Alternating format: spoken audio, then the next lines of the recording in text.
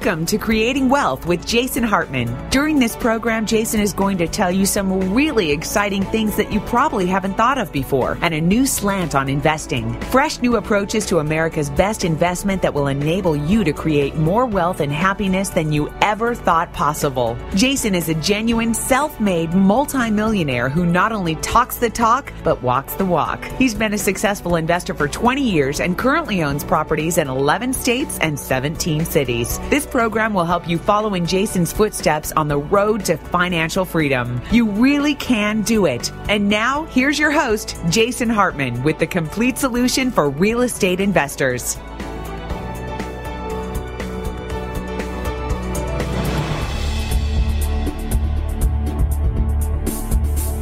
Welcome to the Creating Wealth Show. This is your host, Jason Hartman, and this is episode number 243. Thanks for joining me today as we talk about the House of Cards. Our guest today will be talking about some very interesting stuff when it comes to our financial system. And, we kind of go back and forth on the Creating Wealth Show where sometimes we talk about really practical things that are very much relevant to what you specifically as an investor want to do. For example, I think it'll be our next episode, number 244, where we're going to have a case study from one of our clients and hear firsthand what our clients are doing. And we've got a few of those interviews recorded. So thank you so much, those of you listeners out here who stepped forward when I asked if you would be interested in being on the show. And we appreciate you, and we appreciate your willingness to give and to share your advice and your experiences with other investors so they can hear it really from the person who's out there actually doing it, not from a person who's recommending it like myself or a person who's has anything at stake. You're just a totally neutral person who just wants to share their experience, and that's just really great that you're doing that. So we have some of those shows coming up, but we also have some more educational shows like today's show where we'll talk about with a guest expert and author on the House of Cards that is our modern financial system. So we'll get into that here in just a moment, but few things before that, some interesting news, articles, quotes, things I've received in my email box that I thought I would share with you and so forth. First of all, a couple good quotes. I love quotes. Do you like quotes? I think the reason quotes are so great is that they sum up in such a short sentence or two. They embody a lot of philosophy in them. So 2 quotes that I just want to share with you today. One is this one, and it goes, "Success means having the courage, the determination, and the will to become the person you believe you were meant to be." George Sheehan. Now, that one's great, and I got another one that's just from memory here that I've lived by for many, many years. And I remember it came out of Robert Allen's old Creating Wealth book where he had 52 quotes in the back, one quote for every week of the year. And it goes something like this, just from memory here. "Successful people make decisions quickly as soon as all the facts are available, and change them very slowly, if ever. Unsuccessful people, on the other hand, make decisions quickly and change them often." And isn't that the truth, though? People out there in your life who are constantly flitting from one deal to another. They're doing this, they're doing that, flavor of the month. And that just doesn't build a lot of credibility among one's sphere of influence. Same is true in our own lives and with ourselves. We need to have the determination to make a decision. As soon as we see an opportunity, we evaluate it, we gather the facts, and then we actually execute on it and we do something about it. Because success in life is not really ever, so far as I know, except for a few lottery winners and things like that. But usually, actually, if you read those studies about lottery winners, they usually end up broke just a couple of years later, even if they win $1 zillion. So you never seem to hear any of those lottery winners parlaying their winnings into big fortunes and becoming the next Donald Trump or Sam Zell, or Sam Zell's a big real estate investor, or the next Bill Gates or anything like that, and turning them into something big. They usually just blow their money. So life doesn't come in those sudden breaks. It comes in the daily effort of doing things well and making good, prudent decisions every single day we go along and sticking with those decisions and following them and seeing them through. You know, one of the best things my mother ever said to me when I was growing up, and I used to hate it when she said this to me. As a kid, it used to really annoy me. But she always said, Jason, finish the job. Finish the job. Because you know how kids are. Kids will start something and, they'll follow through for about 5-10 minutes and then they get bored. If you have children, or if you ever were a kid yourself, which of course everybody was, you might remember maybe the example of getting a pet or getting a pet for your kids. And the common pet thing goes something like this. And, I don't have kids, but I know how it works as far as this goes. The kid says, please get me a dog. I want a dog, right? I'll take care of the dog. I promise. I'll do everything. I'll walk the dog. I'll feed the dog. I'll give the dog baths and everything, right? And that happens for about 2 weeks. And then suddenly the parents are ending up taking care of the dog, right? Typical thing. Finish the job. Okay, so that's a great quote about what it really takes to be successful. It's the simple daily progression toward a worthy goal. And showing up every day and just doing the thing. Earl Nightingale, I love Earl Nightingale, such a classic. He passed away back in 1989, but he was really one of my big mentors in life. Dennis Waitley, Earl Nightingale, Jim Rohn, Zig Ziglar, all of those sort of old motivational speakers that were really famous in their day, but have since they're not as well known nowadays. And what I love about those speakers is that they were about philosophy, embodying a set of ideas. Whereas nowadays, most of the stuff you hear out there in the marketplace, it's very specific and technical. And on show number 150, when I interviewed, one of my big mentors, Dennis Waitley, on episode number 150 of this show, the Creating Wealth Show, go back and listen to that if you wish. I said that to him. Most of the education out there nowadays is very specific and technical in nature rather than philosophical. And I believe you need a balance of the two.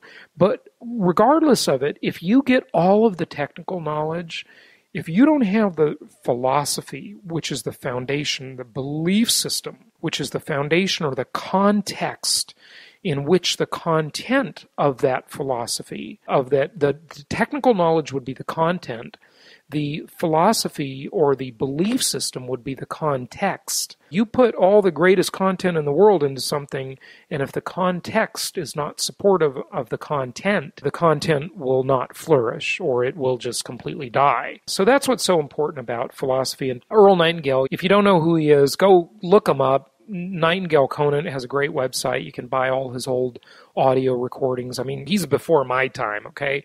But I just think he was awesome. And Jim Rohn and Dennis Waitley, Zig Ziglar too. So just a thought there, a random thought there, that quote we'd start out with. So technically speaking, on more the technical side here today, interest rates. Wow. I recorded an interview with Dan Ammerman. We're going to have him back on the show here soon. I recorded that this morning, and we were talking about how valuable the mortgage asset is. It's just incredibly valuable. And you look at this Associated Press article out. It says, mortgage buyer Freddie Mac said Thursday that the rate on the 30-year home loan was unchanged at 3.87%. 3.87%. That's the lowest level since long-term mortgages began back in the 1950s.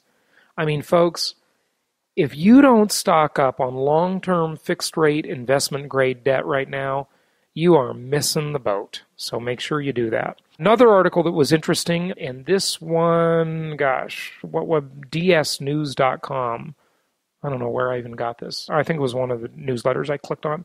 Anyway, this article is kind of interesting. It says, housing. Now, what's interesting about this before I go into this article is that since we know income property is a multidimensional asset class, we can play this either way. It does not matter to us as prudent income property investors, because when we do it right, we're going to benefit regardless of how this plays out. Now, this article is kind of optimistic, and optimistic or pessimistic either way, whether it gets easier to buy a property or harder to buy a property, we'll make money because we know how to do it, okay? We know how to adapt to the market and play the game regardless of the cards were dealt. Voltaire, another great quote, something like this. The English essayist a couple centuries ago, Voltaire, said, "One cannot choose the cards they're dealt, but must choose how to play the cards in order to win the game." And that's exactly what we do. I have something that I talk about in the Creating Wealth seminar, in the Creating Wealth Home Study course, called the 3 Dimensions of Real Estate, and just showing how it's a multi-dimensional asset class.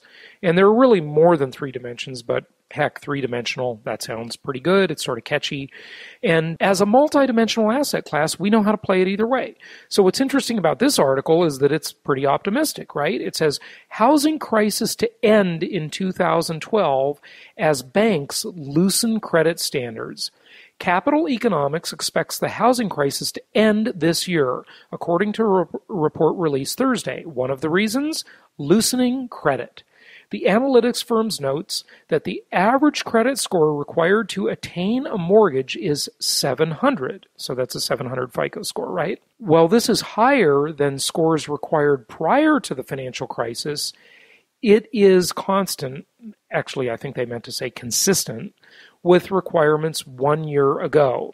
Additionally, a Fed senior loan officer survey found credit requirements in the fourth quarter were consistent with the past 3 quarters. However, the mortgage market indicators point not to just a stabilization of mortgage lending standards, but also a loosening of credit availability.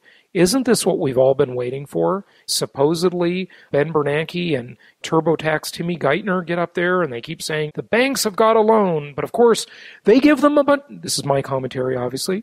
They give them a bunch of bailout money, a bunch of taxpayer money created out of thin air that the government doesn't even have, into the trillions. And they have no actual technical legal requirement for them to loan money. They just give it to them, trillions of dollars, and hope that they will do the right thing and lend. It's unbelievably ridiculous.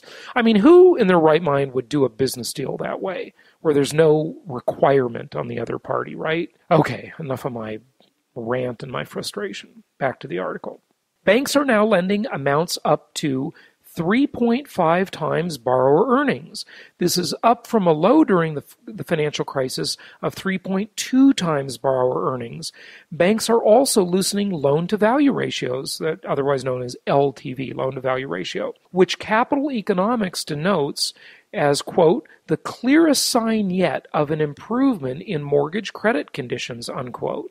In contrast to a low of 74% reached in the mid-2010, banks are now lending at an 82% LTV, or loan-to-value ratio. While credit conditions may have loosened slightly, potential home buyers are still struggling with credit requirements. My comment here. Folks, tens of millions of people have seen their own credit scores, either unintentionally or completely on purpose through strategic defaults.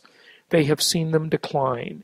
And this, I say, benefits us as investors big time. Because while lots of people used to have credit scores above that 700 FICO score mark or 720 mark, nowadays, not so many. And a lot of it was purely by choice through strategic defaults, okay? So this benefits us. Why? Because it forces more people into the renter pool. Remember, the great thing about our asset class that we love so much, income property, especially when it comes to housing-related income property, single-family homes, apartment complexes, the reason it's so great is because people have so few choices.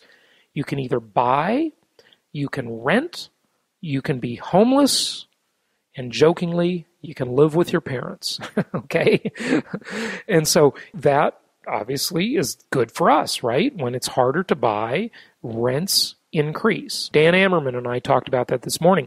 By the way, I recorded another show today you're going to find very interesting when we publish it, which is about the solo 401k and breaking out of 401k jail. I know a lot of you listening are in 401k jail with your company and your retirement plan, and we have a show coming up on that very subject, and we're also going to talk about it at Meet the Masters in March. But anyway, just to finish this article off, it's almost done. While credit conditions may have loosened slightly, some potential homebuyers are still struggling with credit requirements. In fact, Capital Economics points out that in November, 8% of contract cancellations, okay, in other words, where the property went under contract, went into escrow, when it was sold, were canceled, were a result of the potential buyer not qualifying for a loan. Additionally, Capital Economics says, quote, any improvement in credit conditions won't be significant enough to generate actual house price gains. Well, hey, fine with us as investors. If nobody's motivated to buy because they don't think the prices are going up, they can rent from us. Either way, we understand it's a multidimensional asset class. We know how to play the game. So anyway, that's enough on that article. Another thing I got interesting, and this is actually a friend's company, a friend of mine that I've known for many years back in Orange County. I will not say the name of his company because I don't think his deal is very good. He's been pitching me for a while to recommend his hard money loans or his private lending deals. And listen to this deal, okay? This compared to the private lending or hard money that I can introduce you to, I think is a terrible deal compared to our deals, okay? So I'll just tell you about this. This is a new second trustee, meaning you're in second position as the lender. And you know what? When it comes to being a lien holder, a mortgage holder, I do not like being in second position. I've done it many times. I lost money one time on it as a lender. That's why I'm not nuts about being a lender. But, I didn't really understand it as well then as I do now. And I think my lending now, I really like the lending that I'm doing. And, a lot of you clients, I know a lot of you listening are doing lending through the introductions that I've made for you. And many, many of you have expressed interest in it. And by the way, in a moment, I'm going to talk about some due diligence and some requirements I want you to put on your private lending just to reduce your risk. But let me tell you about this deal first and why I think it's a lame deal. So this is a second trustee. Don't like being in second position. It only pays 10.875%, which is not very good, frankly. I mean, of course, that's far better than anything you're probably going to get on Wall Street, far better than the bank for sure. It's a lot better than the bank by a multitude of thousands, but it's still not that good. And here's why. This property is a single-family home in Beverly Hills. It's $14 million. And they want you to loan a second trustee on this property of $980,000. So this is the big leagues, folks. This is big money we're talking about, right? There's a first on the property of $5,345,000, bringing the loan-to-value ratio to 45.18%. Now, that's a good LTV. It's very good. But on a big property like this, a single-family home, these are highly risky deals, okay? Plus, you're in second position. So here's what happens when you're in second position. If they default on the first loan, you don't have the right to foreclose. To gain that right, to buy that right, and again, I'm not a total expert in this, okay, and I'm not a lawyer, so this can vary from state to state, but just generally speaking, conceptually speaking, you've got to manage the default on the first loan. So you've got to pay the payments on the first loan to keep the first lender from foreclosing first, because if they foreclose first, you could be totally wiped out and get nothing. That's why being in second position can be very, very risky. And in second position for a borrower with, they say, good or fair credit on this 18-month long loan, you get 10.875%. And folks, I think that deal stinks. It's not nearly as good as the 12 1/8 that you can earn through our group on much smaller loans. So even if an investor came to us and said, hey, I've got $1 million I'd like to loan, I would rather see them diversify to different providers and different properties and different geographies, which is what we can do for you by referring you to our vendors. And they're much smaller, much more saleable properties than one big property in Beverly Hills. I mean, folks, that deal, it may be fine, but I wouldn't touch it with a 10-foot pole. So there you go. Now, a couple things I want you to know about hard money lending, and this will be a short thing here, but if you ever do hard money or private lending, I want to give you a few tips on that as a due diligence checklist and some requirements you want to make of the borrower. Number one, always use an escrow company or an attorney, depending on the geography. Some places use attorneys, some places use escrow companies. So use one of those as a neutral third party. Number two, get and evaluate comparable sales info or an actual appraisal so you're comfortable with the loan-to-value ratio or the LTV so that you feel you've got a good margin of safety in there.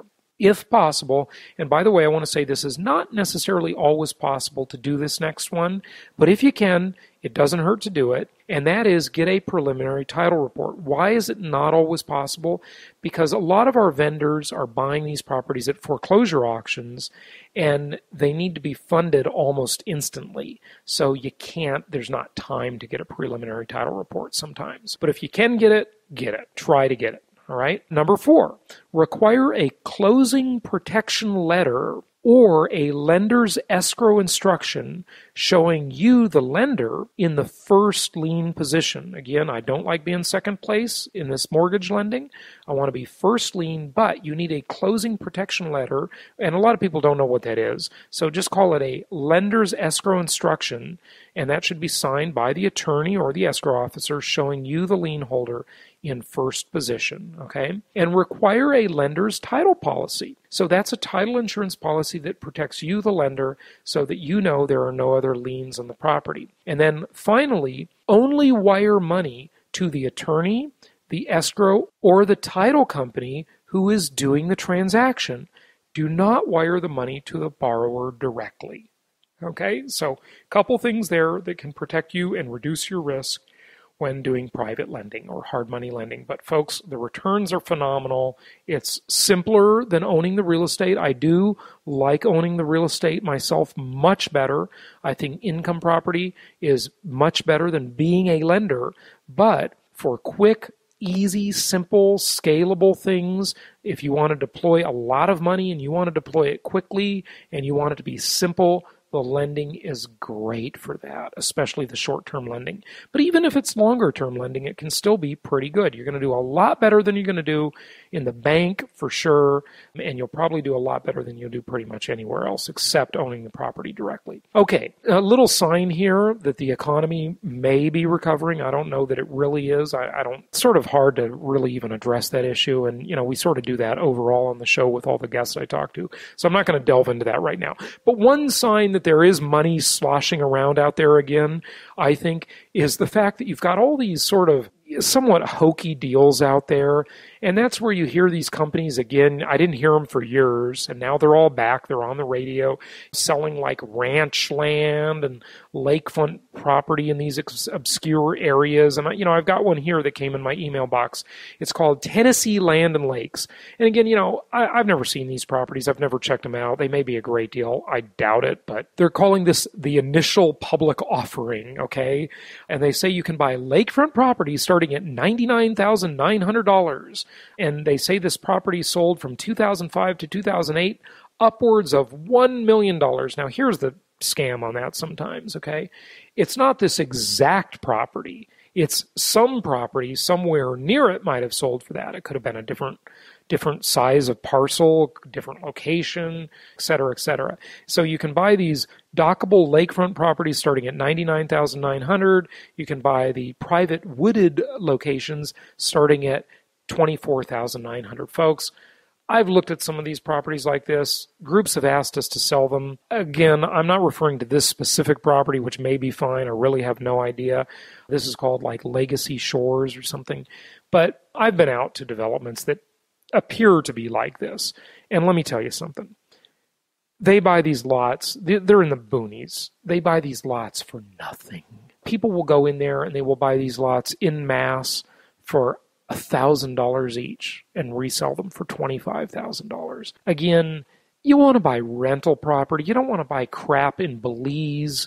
I know one of my competitors sells this stuff but listen, I went to Belize last year and I looked at these properties.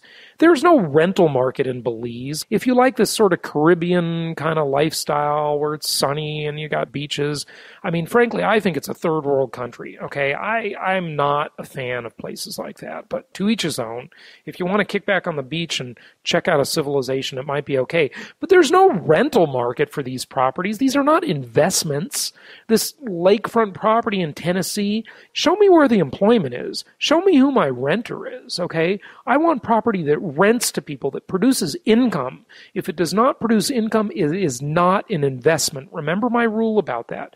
It must produce income or it is only a speculation. Gold, silver, platinum, palladium, raw land, properties in Belize, these properties, Costa Rica, whatever the heck it is, these properties do not produce income. We are not about investing in real estate. We are about investing in income property. Note the distinction in the language. It's called income property because it produces income. It's not speculative. You buy it on a cash flow basis. And remember, our Meet the Masters event coming up, the theme is Revenge of the Cash Flow Investor. And let me tell you something. These past few years, through this financial crisis, the cash flow investor has won the day, or at least, at the very least, they've been in a sustainable position where they could weather the storm. So you got to invest for cash flow. Two more things before our guest here. I got a commercial property in my email box. This one from the well-known company Marcus & Millichap. And Marcus & Millichap sent out this property, and this thing looks like a total piece of crap, okay? Not that I have an opinion about this or anything. And so it says, Marcus & Millichap is pleased to offer the following. Exclusive limited investment property opportunity. A single-tenant office building in Little Rock, Arkansas. Now, this is an office building that looks like a house, okay? And there are a lot of properties like this around the country.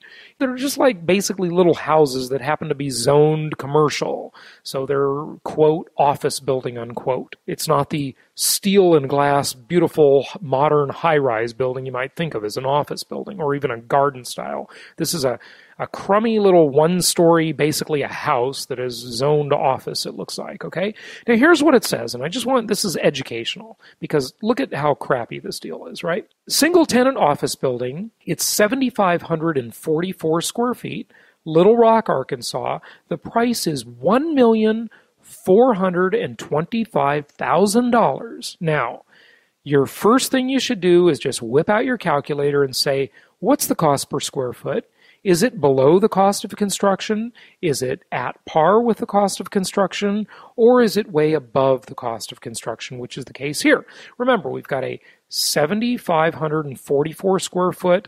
And I just noticed this. They don't say that's the building. That could be the lot size. It just says size. Size of what? The lot or the building? I'm assuming it's the building. If it's the size of the lot, this deal is much worse than I thought, okay? But just doing the division here, 7,500 square feet, you take 1,425,000 and divide, that's $189 per square foot for a little crummy house type structure. You could build that for probably $90 a square foot in Little Rock. And it says long-term 18-year lease guaranteed by United Mexican States. I don't know what that is. That must be some kind of company, or maybe it's a charitable organization. I don't know. So you've got one tenant in there. And if that tenant defaults, you are out of business. You've got annual CPI rent increases. In other words, the rent increases are indexed to the consumer price index, which we all know because we listen to the show, woefully underestimates the true rate of inflation. So you're going to get burned there. It's located directly across from the main entrance to the University of Arkansas at Little Rock. Well, that's probably good. Okay. There's the deal. I wouldn't touch that with a 10-foot pole. I didn't even mention the cap rate. The cap rate on this deal, listen to how crummy this is. You go to jasonhartman.com, you look at the cap rates of our properties, and you're probably not going to see anything below 8.5%. You'll see a bunch of cap rates in the 10% range, the 12% range, some even better than that. This cap rate, 6.59%. Folks, people buy that kind of stuff every single day. Why? Why do they do it? You got me. I guess they're just too sophisticated to know any better. Okay, last thing before we get to our guest, Ben Bernanke. You've probably seen these things floating around on the social media. There's a bunch of them out there. They all have the same format. It's pretty cute. It's like a poster. And this is from silvercirclemovie.com. I don't know what that is. But they're probably selling precious metals. That's probably what it is. But it's a funny sort of collage about Ben Bernanke. And it's got 6 pictures on it, and it says, the first picture is what Congress thinks I do, and it's got a picture of Ben Bernanke walking a tightrope. In other words, he's trying to balance the economy out and make sure that the stock market's okay and the money supply is okay and employment's good and inflation is in check. What a bogus thing that is. He doesn't do it at all. No central bank does. The next cell says what Keynesian economists think I do, and there's a picture of Mr. Spock from Star Trek, the very logical Mr. Spock who evaluates everything, is very prudent and careful. And by the way, the Keynesian economists think, remember, John Maynard Keynes, his philosophy was prime the pump, right? Put a bunch of fake money into the money supply. I'm not a Keynesian at all, okay? I think Keynesianism is a bad thing generally. And then the next cell says, what Austrian economists think I do. And there's a picture of Ben, and there's a bunch of dollar bills floating around his head, and he's smiling. And the Austrian economists, of course, they're unlike the Keynesians. You're diametrically opposed to the Keynesians. I agree with the Austrian school. And what they think is the government should get out of the way and free markets should rule the day, okay? The next cell says, what I tell people I do, and there's a picture of Ben, and he's captaining a ship, and he's got his captain's hat on, and he's going off into the sunset, and like the brave man he is who's taking care of the economy, and he's got all our best interests at heart. Okay, that's what he tells people he does. And then the next picture is what I actually do, and there's a picture of Ben flipping a coin because his guess is about as good as anybody's. And if you listen to that article that I shared on the last show, episode number 242, it's really telling about that transcript of a private Federal Reserve meeting that was released that talked about how completely idiotic these people are. They really know nothing. Their guess is as good as ours. And that's why they should just minimize their level of interference and let the market correct itself. That would be the best thing. And the last image says, how history will remember me. And there is a picture of the Hindenburg blimp crashing into the docking tower, and it has got a huge picture of the dollar bill on the side as it's going up in flames. And that is how history will remember Ben Bernanke and Alan Greenspan. In my opinion, I agree with that. They are the people who destroyed the value of the dollar. But as a prudent income property investor, you know that as the dollar is destroyed, so will the value of your mortgages be destroyed. Remember, inflation attacks our savings, our stock portfolios, our mutual funds, our bonds, even our equity in real estate. But thankfully, it also attacks our debt. So it destroys the wealth of all the people who did the supposedly right thing, who saved money, who paid off their home, who did all of that stuff. Those people get hurt the most, while the people who have long-term fixed-rate investment-grade debt outsourced to somebody else called a tenant and attached to a package of commodities that are not indexed to the dollar because they are traded globally, and those are the construction materials, the ingredients of a house, the ingredients of an apartment building. Those are indexed to inflation. Those people win the game on every single level, and that's what we do as prudent income property investors, and that's what we talk about here on the Creating Wealth Show. So let's go to today's guest. Join us for Meet the Masters in March. That'll be next month. It's coming right up fast, folks. Get in on the early bird pricing. Go to jasonhartman.com to register. Also, while you're there, look at the properties and the blog on our website. A lot of great stuff there. And we look forward to seeing you at Meet the Masters in March. And we will be back with today's very, very interesting guest in just a moment. Jason provides an extremely unique service, Deal Evaluator.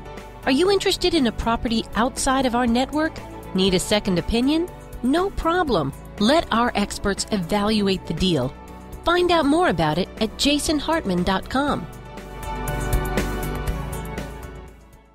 My pleasure to welcome William Cohan to the show. He is the author of several books, including House of Cards, A Tale of Hubris and Wretched Excesses on Wall Street. William, how are you? I'm very well. Thank you for having me. Good. Thanks for joining us. So you're coming to us today from New York, and you're right in the thick of it there. When we talk about a house of cards, give us some insights as to what you cover in the book and what's going on Wall Street in general, maybe. Well, I think one has to, of course, reflect a little bit of, nothing comes to us sprung full born. Everything has a history and antecedents.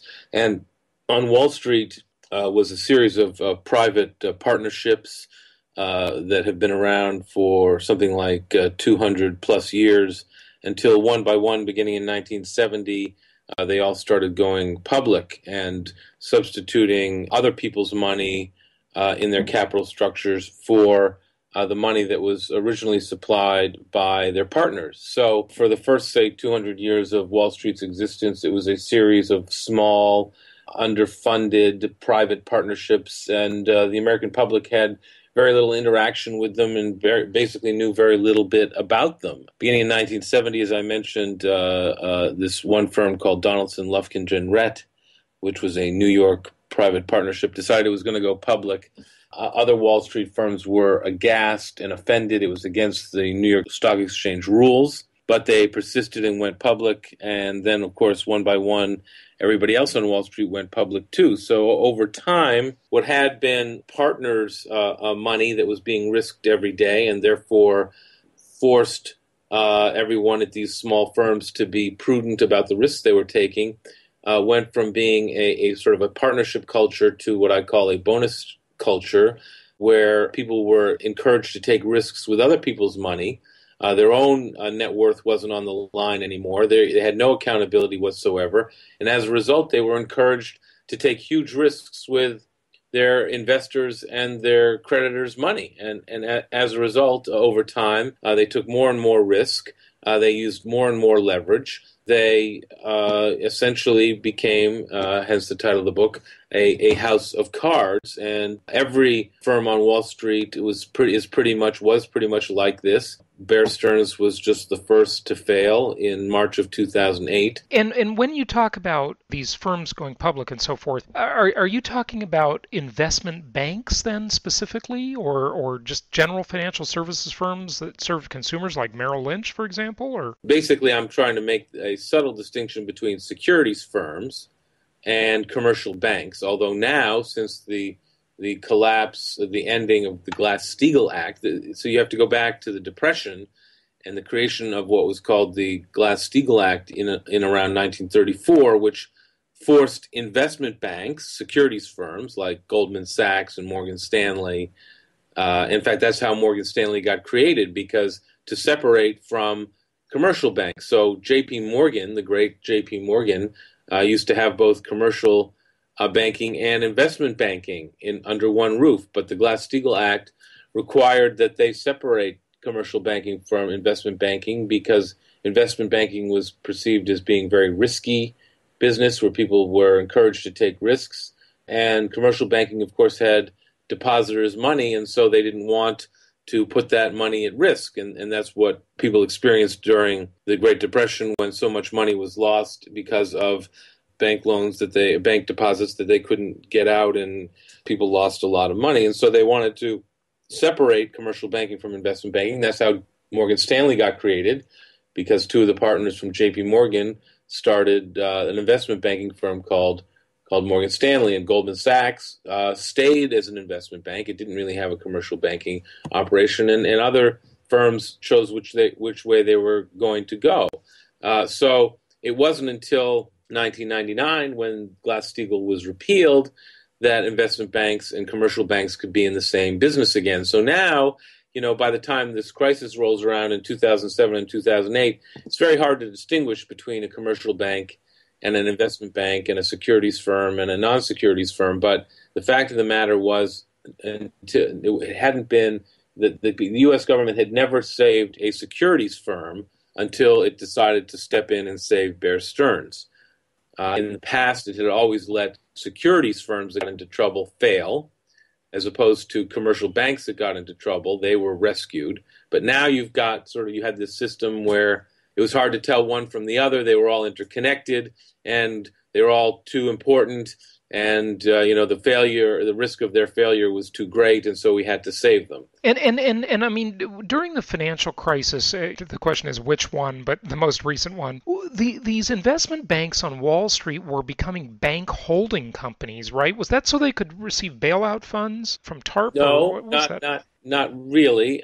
So in part it was, yes. So on September, I think it was September 22nd, 2008, the two sort of remaining big securities firms, Goldman Sachs and Morgan Stanley, when I say remaining, I say that sort of tongue-in-cheek in the sense that obviously Bear Stearns had failed in March. Lehman Brothers had gone into bankruptcy on September 15th, a week earlier, and also a few days before September 22nd, Merrill Lynch, which was going to go out of business and fail, was bought by Bank of America. So there used to be five big securities firms, and by September 22nd of 2008, Bear Stearns, Merrill Lynch, and Lehman Brothers had all failed, leaving Morgan Stanley, which was about to fail, and Goldman Sachs, which was not far behind. So what they did is they appealed to the Fed to allow them to become, quote-unquote, bank holding companies, which gave them basically infinite access to the federal funds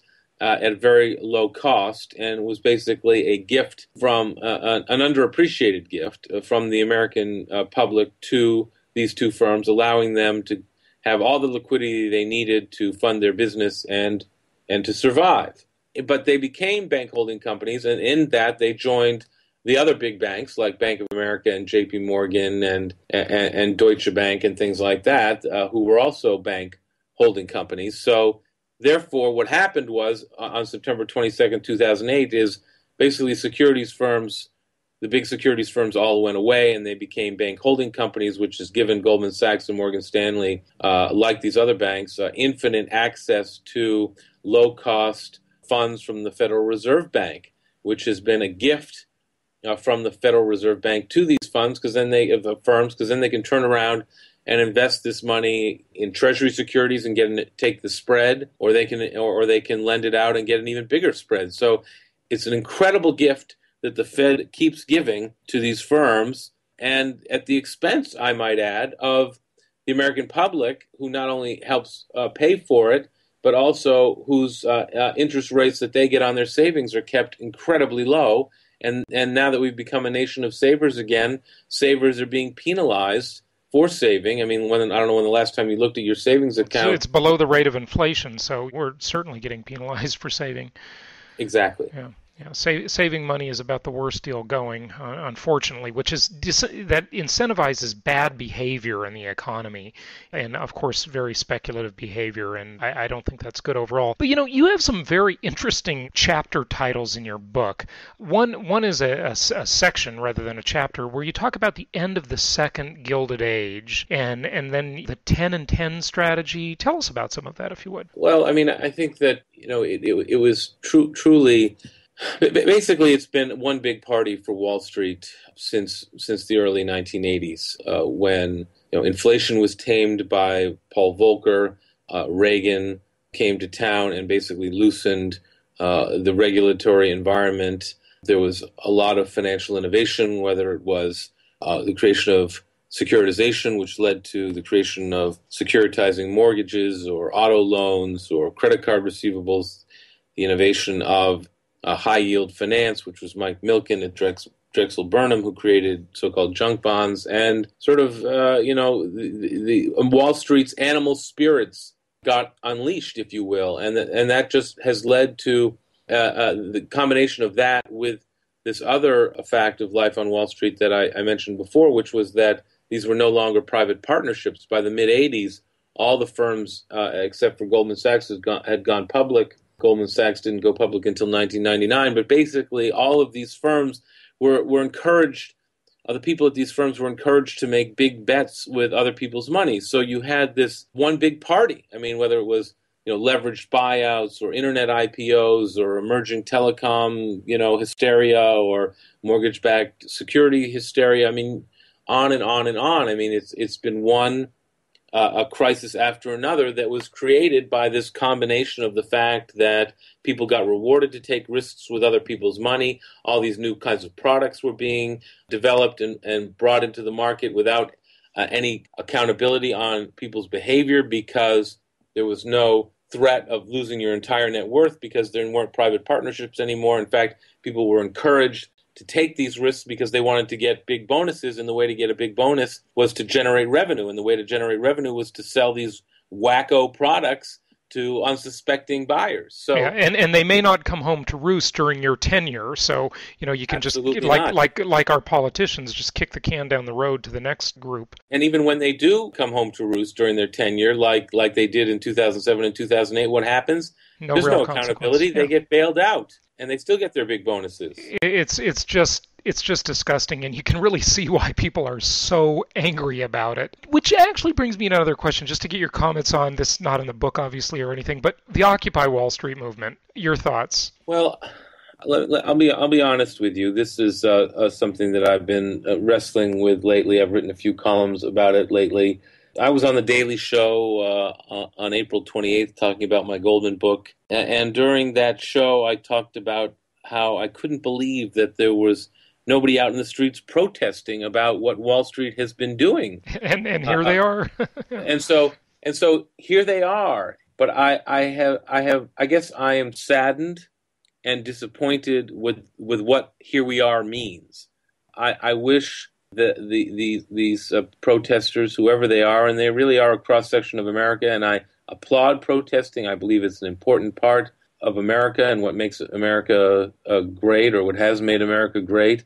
So I'm all for it, but I'm really kind of disappointed that whoever these people are, they haven't taken the time or asked people like me who understand these things, or other people, to share with them the way Wall Street really works, so that they can be clear in the changes that need to take place, so that we don't have this recurring boom-bust cycle on Wall Street, this recurring series of crises that really are extremely debilitating to not only our economy, but to our entire culture and society. And so just sort of blithering away with the usual, revolutionary pablum, which you often see now down at the Occupy Wall Street movement, I find very frustrating and disappointing, and I wish they were more focused and had a better understanding of the way Wall Street really works, so we could get real reform. So I'm all for the protest. It was an early person wondering why people hadn't protested, but now I feel like there's no there, and I'm not quite sure what it's all about. Yeah, it just seems that they need to get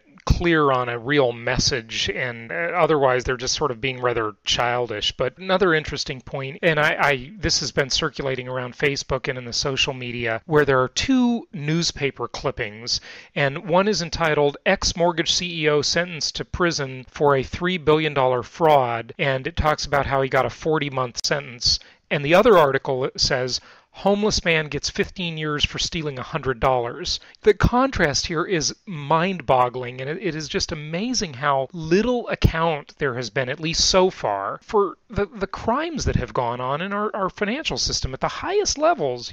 I know exactly what you're saying. As I wrote in the Goldman book, the crime is not what's illegal.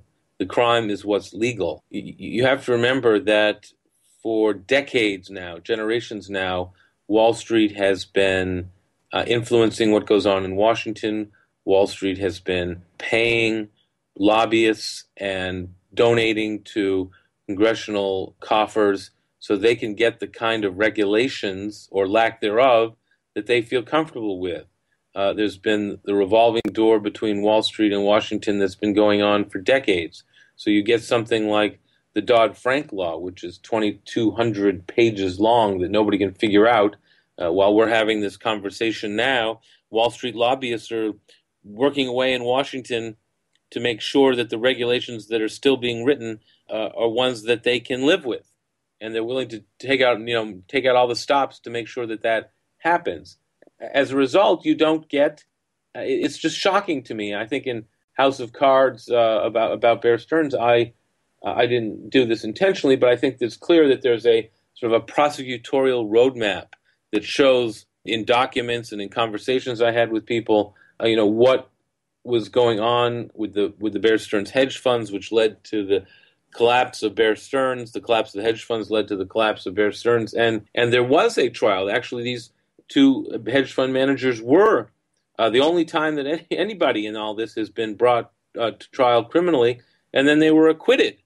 They were acquitted because the government, chose to go down a prosecutorial path that totally missed the boat. I mean, how could the government mess that up? It seems like it's almost intentional, like there's a payoff. I hate to sound so conspiratorial, but it's just funny. I mean, like another case that just bugs the heck out of me is the Bernie Madoff case. There was no trial. I mean, he just pled guilty and that was it. It almost seemed like that was to cover things up so we wouldn't hear about them and evidence wouldn't be made public. I don't know. That all just happened far too smoothly for me, I thought. Well, of course, everybody who is charged with a crime does have the option of pleading guilty and avoiding trial. And so he clearly decided to go that route for whatever reasons. I don't know. On the other side, you have somebody like Raj Rajaratnam, the hedge fund manager, who decided to plead not guilty, and so we had theater of the absurd.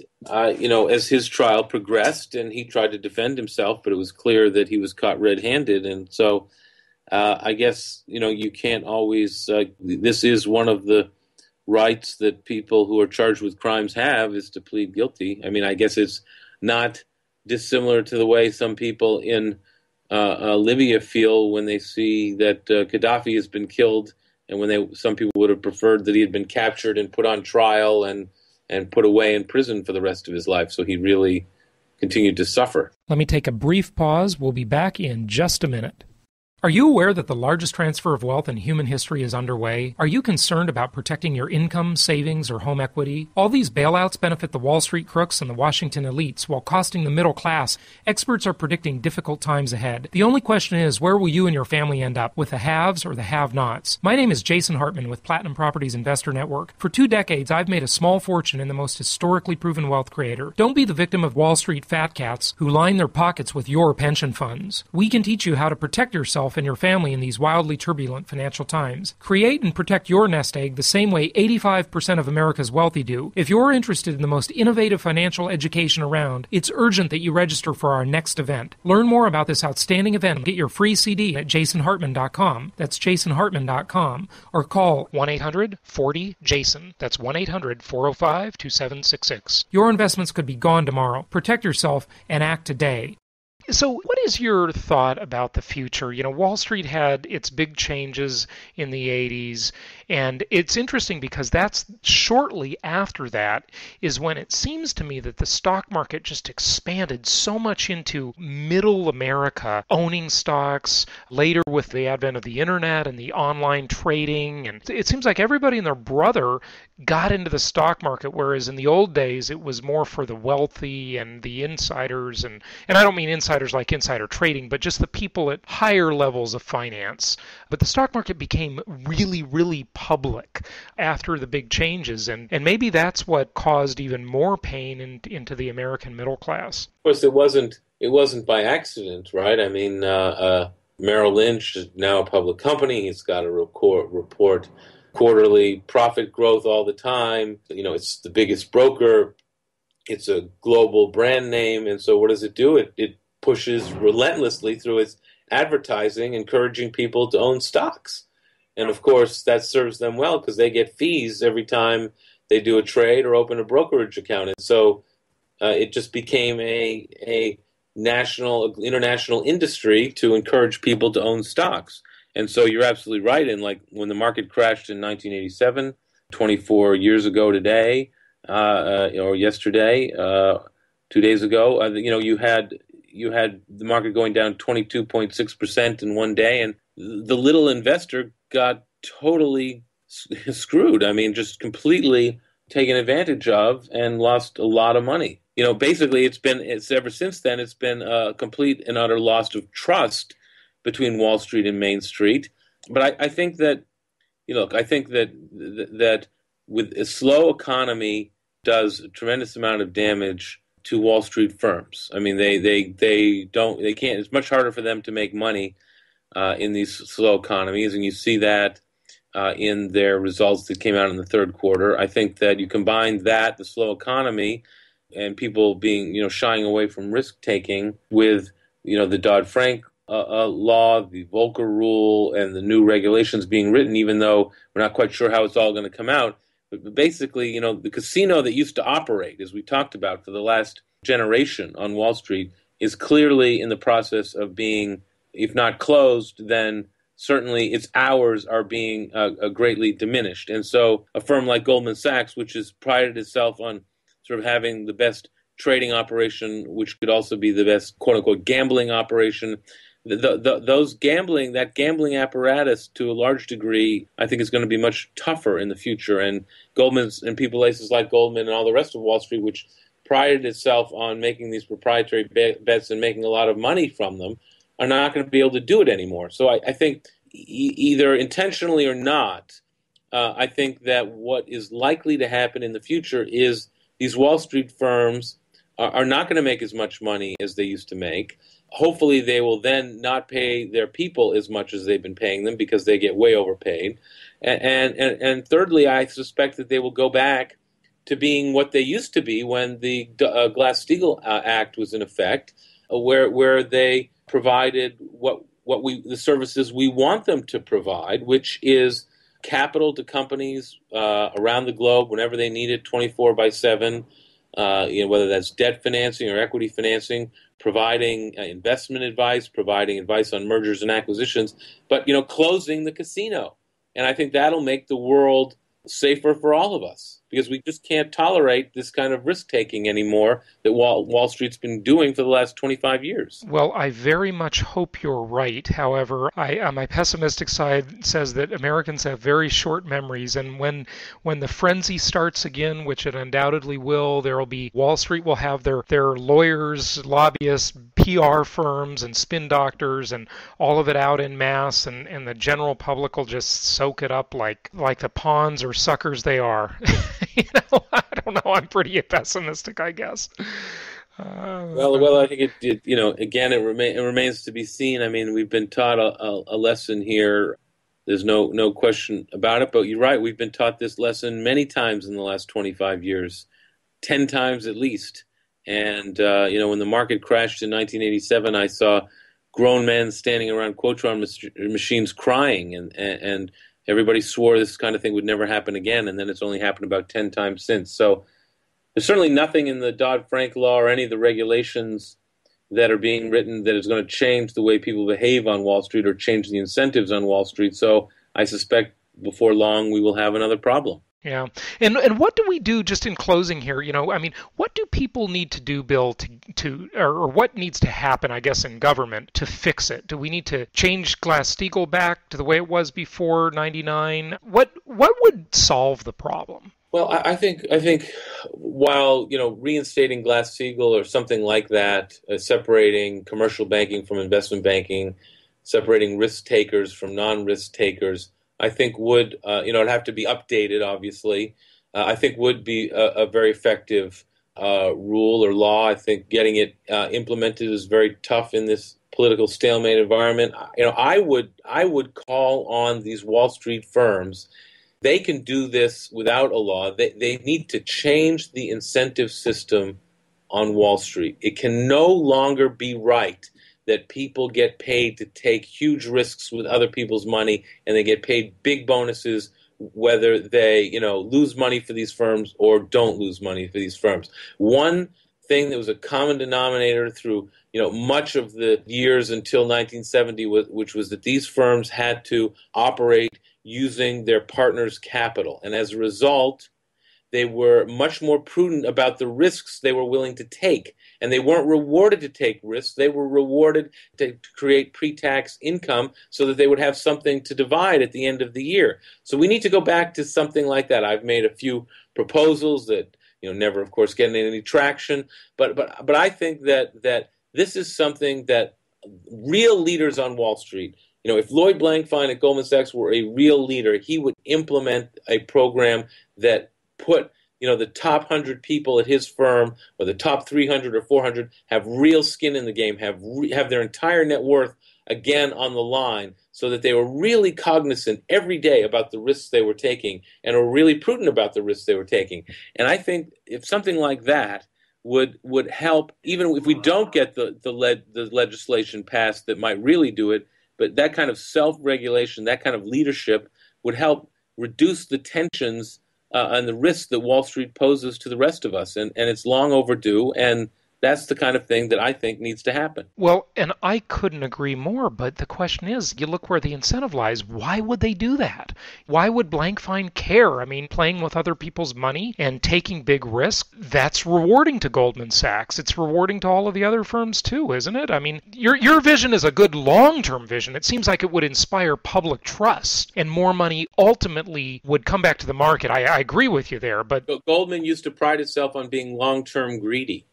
What better way to be long-term greedy than to try to take a quantum leap forward in trying to restore the trust that has obviously been lost between Wall Street and the American public, clearly been lost. And one way to do that is to try to instill into the American public some level of confidence that, hey, we have our own net worth on the line again, and we're the first ones that are going to get wiped out if we do things that are stupid or not in our own interests that really damage the American public and the world economy.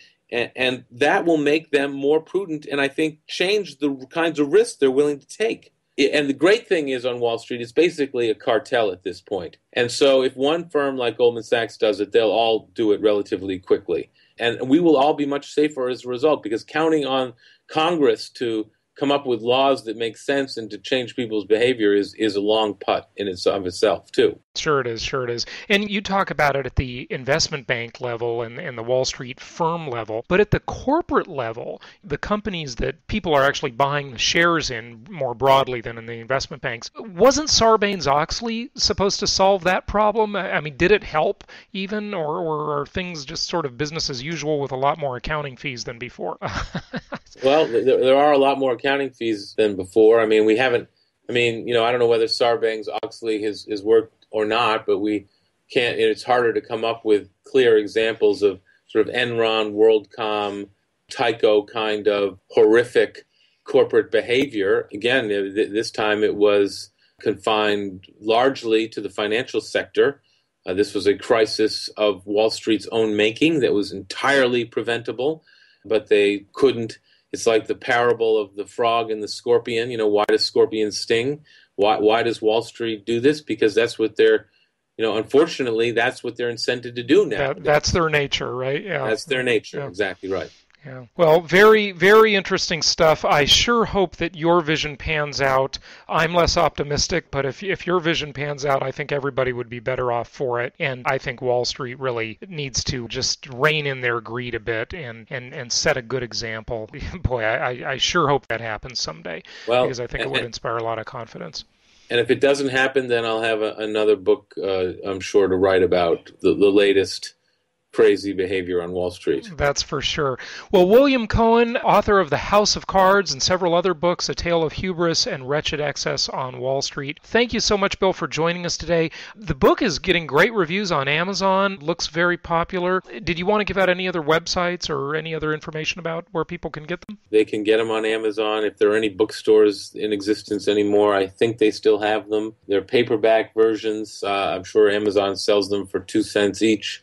So the more important thing is that people get a hold of them and read them and understand the way Wall Street really works, so that they can put pressure on people, congressional leaders and people on Wall Street to change the way they've been behaving. Fantastic. William Cohan, thank you so much for joining us today. Thank you. Thank you for having me.